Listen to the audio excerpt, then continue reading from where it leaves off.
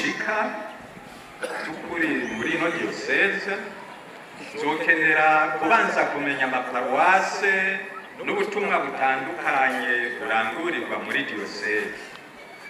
Aya mezi abiri ya mbere yoba ayo kugendera amaparuwase, kuganira n'abasaserdoti n'abandi bashinzwe ubutumwa butandukanye muri diocese.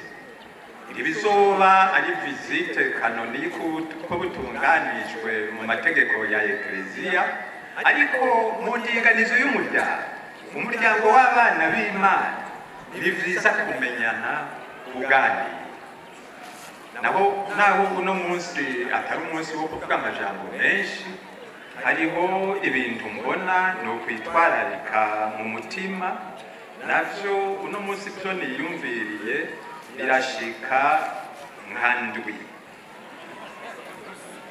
Icambere kuremesha ibanga ry'ubusaserdoti. Abasaserdoti ni kirumara mu muryango w'abakristo. Birakenerwa kubiyegereza, tukaremeshanya, nabo nyene bakegera, bagasangira akanyamuneza k'ibanga basangijwe na Yesu Kristo. Ni vyiza ko bizera, bakengengana, bakaremesha urugendo rusangi bari kumwe n'abana b'Imana bagize umuryango wa Ekleziya. Ica kabiri, guhimbarwa n'ibanga ryo kwihebera Imana. Abihebeye Imana ni itunga rihambaye muri Ekleziya. Imiryango itandukanye y'ababikira iriho muri iyi diocese, nayo nyene iguma ikeneye kurema. Imiryango y'abihebeye Imana y'abagabo iri kurushi. Tuzobandanya dusaba Imana bimurikire diocese kubijanye n'abo bihebeye Imana. Kuremesha ingo n'imiryango, ico ni ca gatatu. Kuremesha ingo n'imiryango ni naco civugo diocese ya Bubanza yari yashimye kubakirako uno mwaka. Ingo zire, imiryango yifashe, niho tuba dufise umushinge Ekleziya n'igihugu zubakira. Tuzobandanya tuzirikana iremeshwa n'iterambere ry'ingo n'imiryango. Ica kane, ukunywana no kunywanisha abantu.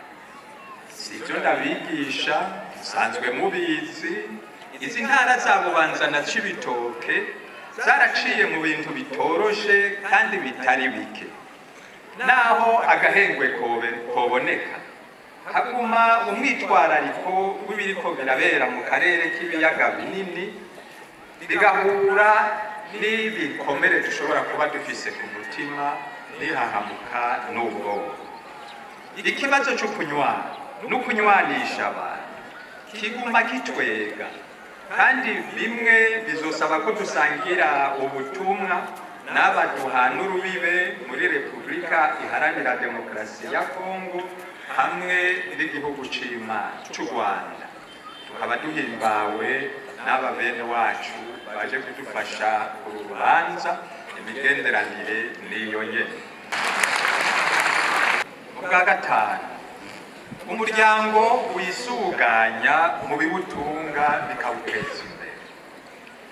Icerekezo c'ubumwitwarariko abasaserdoti n'umwepiskopi yarahagarariye Papa baracicariye mu mwaka w'ibihumbi 2023, maze kuwa 29 mu Kakaro ibihumbi 2023 umwepiskopi arashinga indinganizo y'ukuntu paruwase yose yo kwisuganya ifatiye ku vyifise kandi igafatikanya n'abakristo barayike usanga bafise n'ubuhinga butandukanye, buryo paruwase yose ikagira ubutwari mu migambi no mu bikorwa vy'iterambere, kuko ivyo kwaya amaboko tuganyira abanyamahanga bikwiye kugenda bigabanuka mu gihe ububangutsi n'ubukerebutsi bwacu bwogenda burema. Hariho ivyo paruwase na diocese bitokwishoboza, niko bigakenerwa ko tubandanya twiyumvirira hamwe icokorwa kugira ngo abashinzwe ubutumwa bashobore kwiyunguruza, abasaserdoti nabo basangiye ubutumwa babandanye bakarisha ubwenge.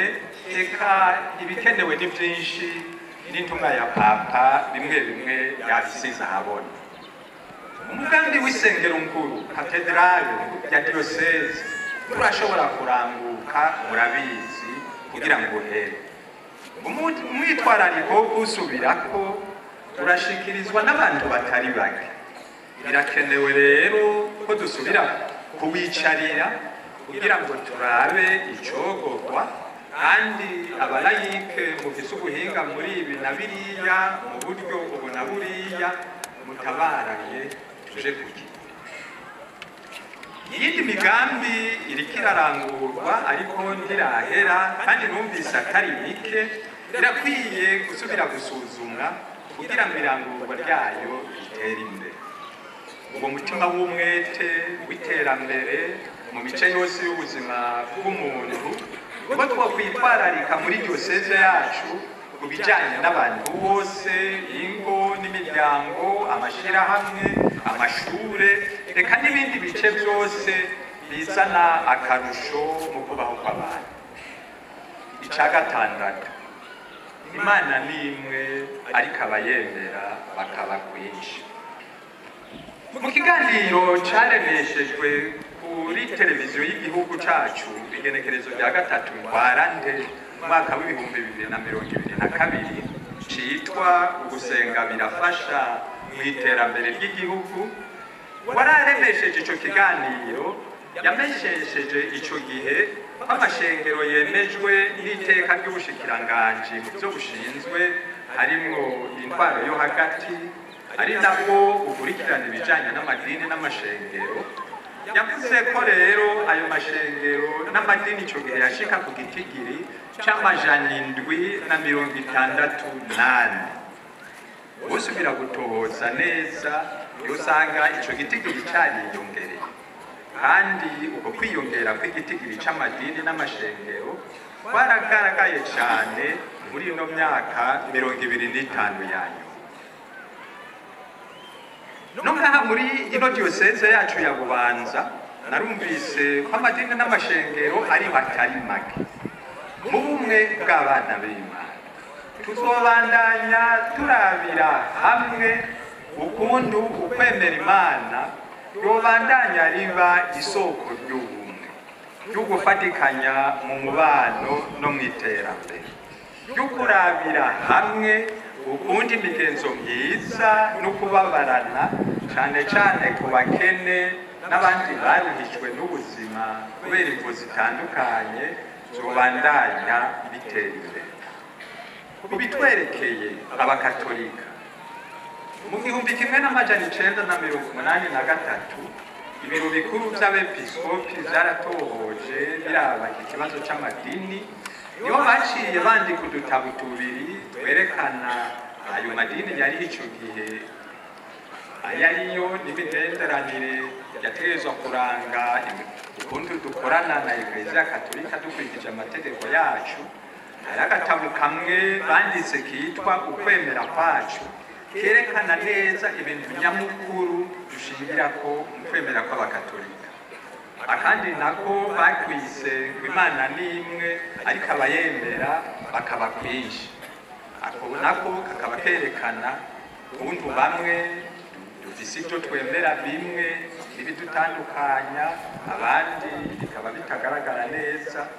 Twibaza yuko tuzobandanya turaba ukuntu ukwemera kwacu kubandanya gukomera, gutera imbere, gutomokerwa, kwigishwa, mu gihe tubandanya tugira n'imigenderanire myiza n'ayandi madini. Ubwindwi, indinganizo y'inzego za diyoseze. Imbere y'uko ndangiza, hariho indinganizo y'ubuzima bwa diyoseze ya Bujumbura boreka guca n'itabo. Naho ariho ngishika ntaramenya ivyino neza, ubuzima bwa diyoseze bwo buguma bubandanya. Hariho rero inzego zitegerezwa kuba ziriko zirarangura amabanga akenewe mu muryango w'abakristu, nabivuze ngitangura muri izo ndwi nziza nagomba nzengendere amaparuwasi ganira n'abasaserdoti n'abakristo bamwe bamwe kugira ngo ntangure gusobanukirwa n'ubuzima bw'umuryango wa diyoseze. Ico gikorwa gitunganye tuzoheza duce turabira hamwe n'abo vyega ishikwaho z'inzego zose zitegekanijwe n'amategeko hamwe n'indinganizo ya Eklezia Katolika.